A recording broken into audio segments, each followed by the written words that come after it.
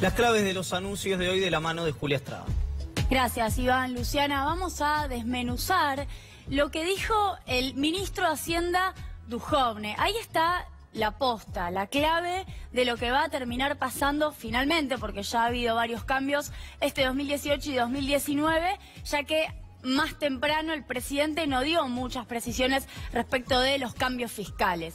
Vamos a repasar los ejes más importantes de lo que Duhovne le va a llevar al Fondo Monetario Internacional a partir de mañana. Ya esta semana estos números los va a tener el FMI, el directorio del Fondo Monetario Internacional, y va a decidir en base a esto, que es, vamos a ver ahora, una demostración de esfuerzo, claramente un compromiso de parte del gobierno argentino de que quiere profundizar el ajuste, si con esto alcanza.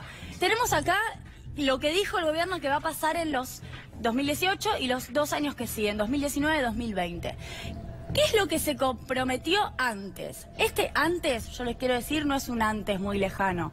Es la firma del memorándum de entendimiento que se hizo en el mes de junio. Estamos hablando de 2-3 meses hacia atrás, no es mucho más lejos.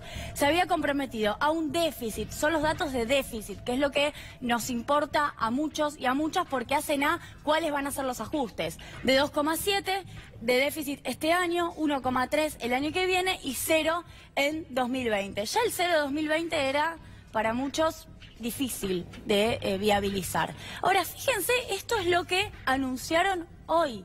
Es decir, de 2,7 va a ser 2,6.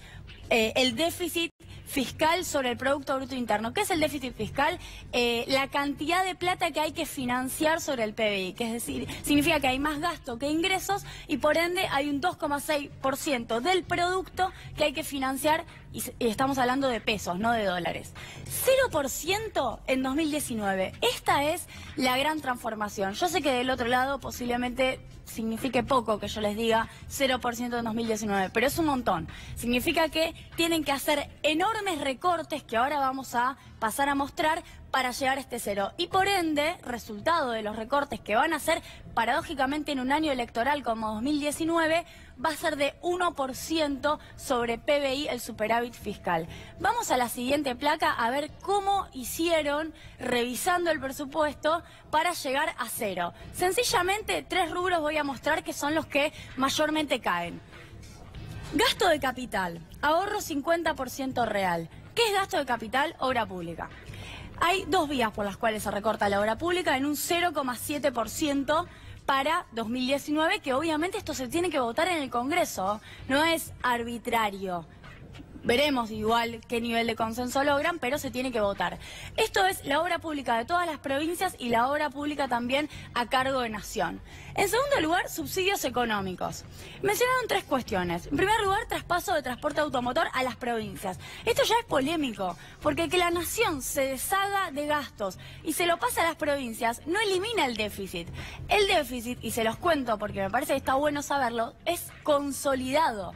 Consolidado significa unificado entre nación, provincias y municipios. No puede la nación deshacerse de cosas que no quiere gastar y dársela a las provincias, porque igual si la provincia lo gasta, también forma parte del déficit. Entonces ahí, si verdaderamente queremos ser un país federal, hay que sumar todos los gastos. Traspaso de tarifa eléctrica. Esto también va, fundamentalmente se está refiriendo a provincia de Buenos Aires y Cava, Ciudad de Buenos Aires, en donde la nación deja de financiar esas empresas públicas de electricidad. Y aumento gradual en cobertura de costos. Esta es una especie de forma delicada de decir que van a hacer algún otro ajuste, que no dijeron cuál es, pero que va a ser en lo que hace a subsidios económicos. ¿Esto qué significa en castellano? Que el tarifazo, por ejemplo, sigue y no hay forma de hacerlo más gradual. Y hasta yo miraría si no corre riesgo la tarifa social, porque la tarifa social no está dentro de los sectores comprometidos a proteger por parte del FMI, solamente la UH. Así que con atención a esta parte del recorte, que es 0,5% del PBI. Y el tercer recorte es gasto operativo. Cuando, yo sé que esto es muy contable, pero así se elabora el presupuesto. Gasto operativo en cualquier empresa es personal. Es la cantidad de gente que trabaja en el Estado, ya sea en materia de puestos de trabajo como de salarios. Congelamiento de ingresos, esto ya lo había dicho Duhovne, lo ratifican. Salarios ajustados por inflación, esto es llamativo porque, por ejemplo, este año no están ajustados por inflación.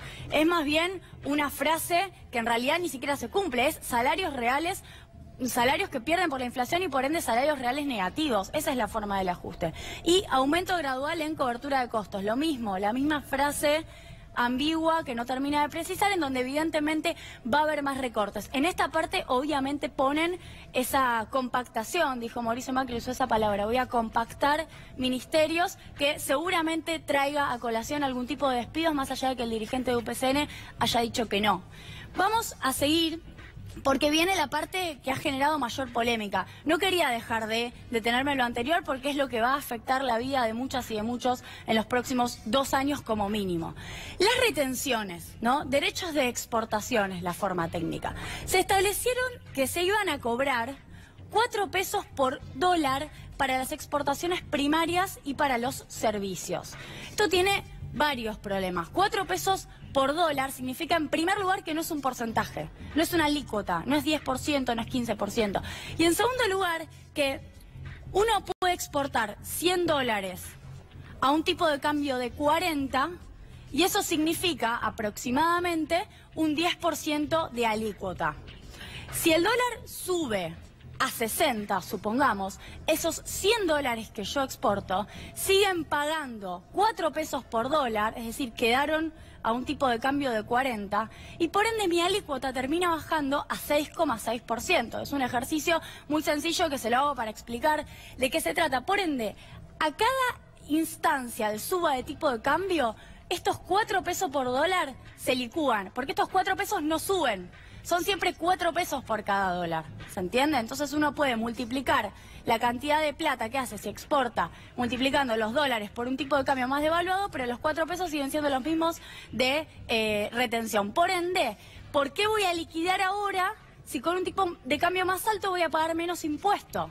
Esto es lo que están diciendo todos. Se licúa el impuesto con cualquier suba de tipo de cambio. Pero además es un desincentivo, no es un incentivo, es un desincentivo a exportar, considerando que además no tienen la obligatoriedad de liquidar en la Argentina. Es un impuesto rarísimo, insólito que quieran conseguir los dólares del campo si les están diciendo que a más tipo de cambio, a 45, a 50, a 60, van a pagar menos. Y después 3 pesos por dólar, es decir, más bajo, para el resto de las exportaciones, por ejemplo, minería, uno podría decir. Reducción, esto también generó mucha polémica, reducción al 18% en la alícuota para porotos, harinas y aceite de soja, que estaba en 26. A ver, la soja en general en sus distintos rubros, poroto, harina, aceite, podríamos resumir, arrancó con una alícuota de 30 este año. Progresivamente iba a bajar a 24 a diciembre. Bien, en lugar de frenar, hoy está en 26, en lugar de congelar soja, porque además todo esto, por ejemplo, afecta al maíz, al girasol y al trigo, lo que hicieron fue bajar soja.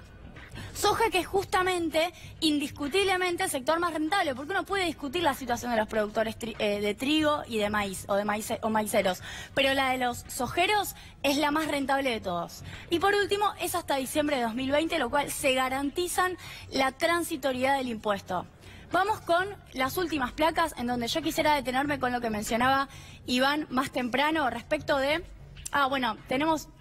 Sencillamente el ahorro, 68.000 millones de pesos de ahorro fiscal tienen en 2018 por esta medida y 280.000 millones de pesos, 1,5% del PBI en 2019. Miren qué fácil que es. Piensen que el recorte del presupuesto de este año es de 300.000 millones de pesos. Había que tocar sectores que fueran medianamente rentables o súper rentables en la Argentina para conseguir la forma de cerrar el déficit fiscal. Vamos sí a la placa que sigue, que me parece importante remarcar lo que pasó con el Ministerio de Agroindustria el viernes pasado, en donde, accediendo a información privilegiada, una serie de empresas se inscribieron en el registro de ventas al exterior. Eso es algo que lo abre el Ministerio o lo cierra. Vos podés inscribirte para exportar o no, de acuerdo si el Ministerio te habilita. Se inscribieron a sabiendas que iban a subir la retención de maíz, trigo y girasol. ¿Cuánto se ahorraron esas empresas? Que ahora voy a decir cuáles son.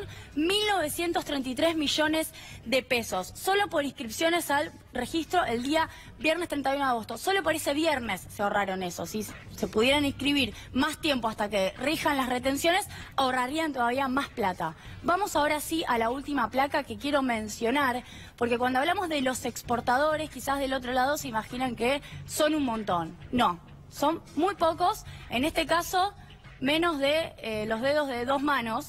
Aceitera General Dehesa, Oleaginosa Moreno, Bunge Argentina, ADM Agro, Cofco International Argentina, Cargill, Dreyfus, Asociación de Cooperativas Argentinas y Amashi Argentina.